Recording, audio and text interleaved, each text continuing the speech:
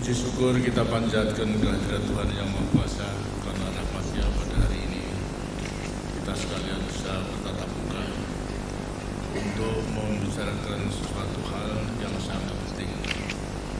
Dalam kesempatan Saudara Menteri Luar Negeri, Menteri Dalam Negeri mengadakan rapat kerja, rapat koordinasi antara Kepala Daerah tingkat 2 dan Kota Madya seluruh Indonesia, membahas mengenai masalah-masalah pembangunan pada umumnya tentu dan juga kelancaran daripada segala program yang akan segera dilakukan oleh masing-masing kepala daerah tingkat 2 dan Kota Madya.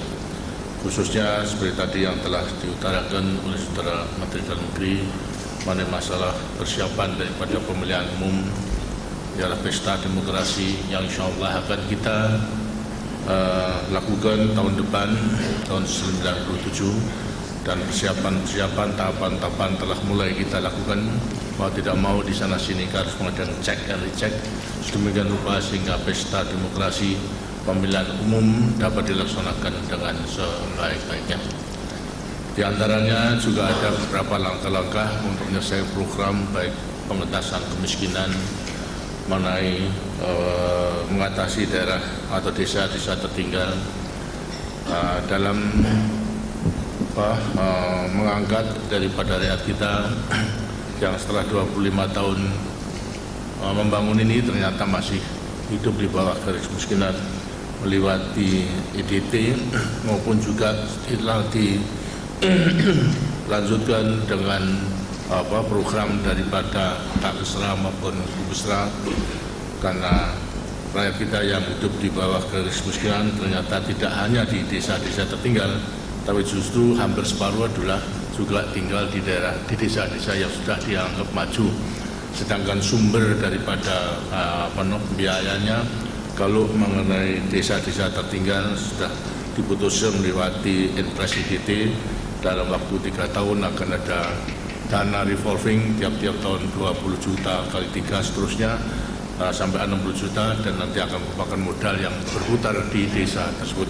Sedangkan di daerah non EDT, desa-desa yang sudah maju relatif itu menurut ukuran kita, ternyata juga masih banyak daripada rakyat kita yang hidup di bawah garis kemiskinan. Ini telah ada polanya pula untuk mengatasi secara gotong royong bersama-sama dengan masyarakat atau rakyat yang telah bisa menggunakan peluang pembangunan itu berhasil untuk terus membantu mereka agar supaya mereka dididik untuk mengerahkan kemampuannya, tapi juga dibantu sedemikian rupa sehingga akhirnya mereka itu akan menjadi kekuatan yang mandiri, yang bisa berusaha sendiri, yang kemudian bisa melanjutkan usaha-usahanya untuk mengatasi kemiskinan dan lain sebagainya. Kesempatan yang baik ini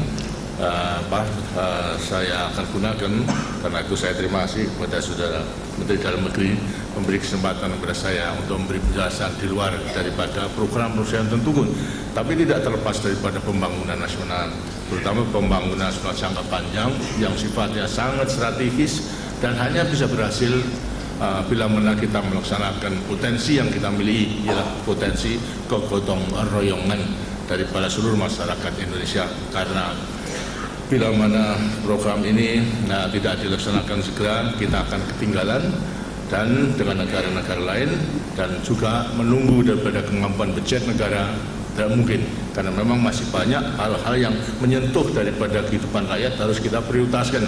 Karena itulah kita harus mencari jalan lain. Potensi yang kita miliki diantaranya potensi kegotong royongan daripada rakyat kita secara keseluruhannya.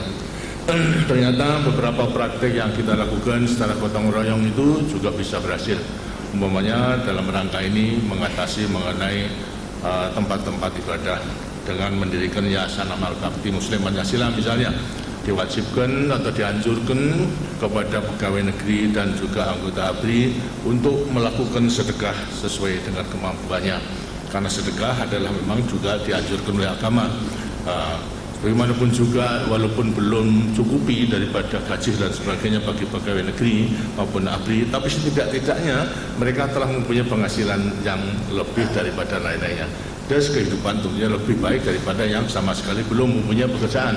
Karena itulah supaya juga melakukan sedekah tidak hanya memperoleh kesejahteraan kebahagiaan hidup di dunia, tapi juga setidak-tidaknya membuat bekal untuk hidup di akhirat nanti. Karena amal perbuatan di dunia inilah yang akan bisa dibawa ke akhirat nanti. Ternyata dengan sedekah 50 rupiah, 100, 500 ribu itu bisa berkumpul dana yang tidak sedikit, sehingga sekarang sudah bisa membangun masjid kurang lebih 700 masjid di seluruh Indonesia daripada Masjid Amal Bakti Muslim Pancasila. Atas dasar daripada pengalaman itu, saya kira juga bisa dipraktekkan, diwujudkan dalam kegiatan-kegiatan yang lain yang juga mempunyai nilai strategis dari pembangunan jangka panjang untuk mencapai cita-cita perjuangan kita ialah masyarakat adil dan makmur berdasarkan Pancasila. Ketiga daripada pelita ke-6 yang merupakan ujung tombak daripada pembangunan jangka panjang yang kedua, dan semua telah berjalan dengan baik.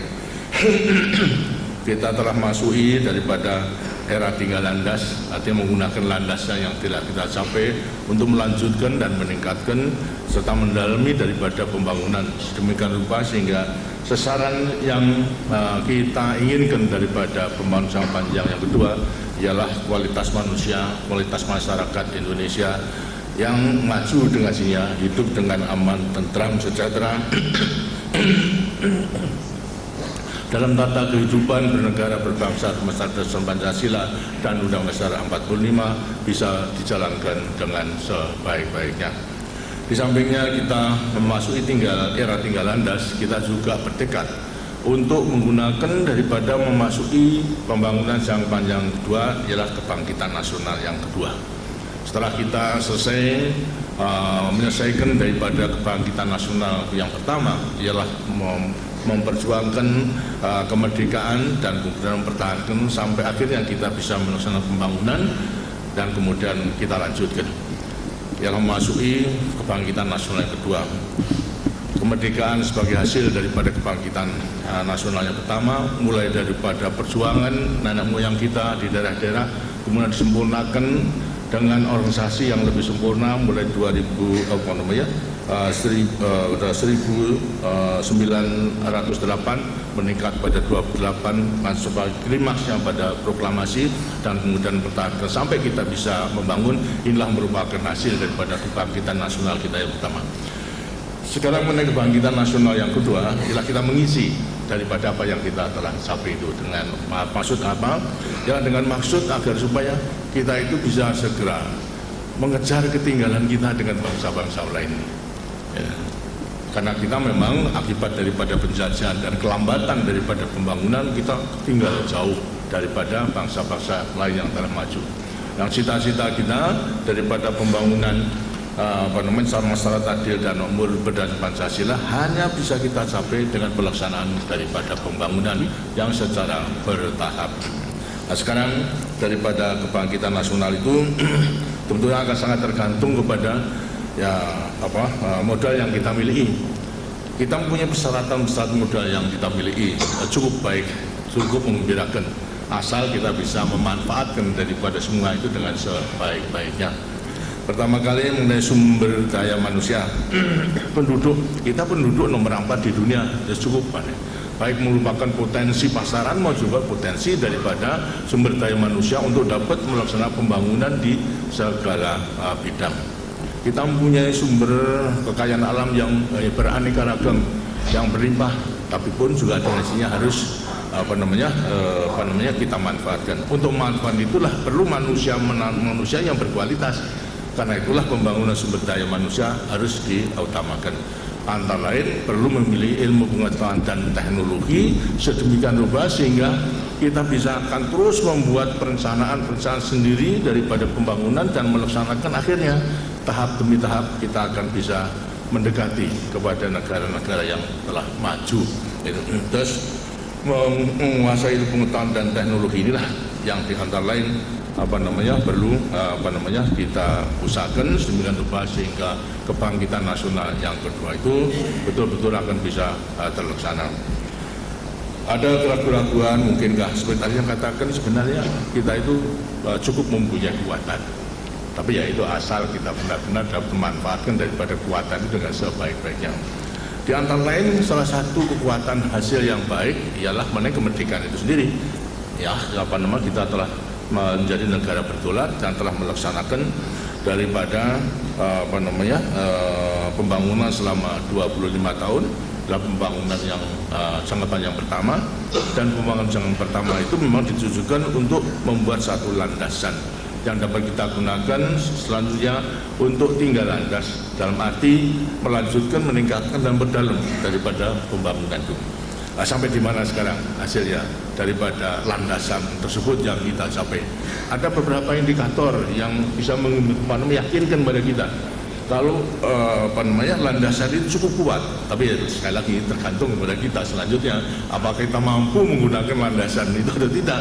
Kalau tidak mampu, hasilnya juga tidak akan ada artinya daripada landasan.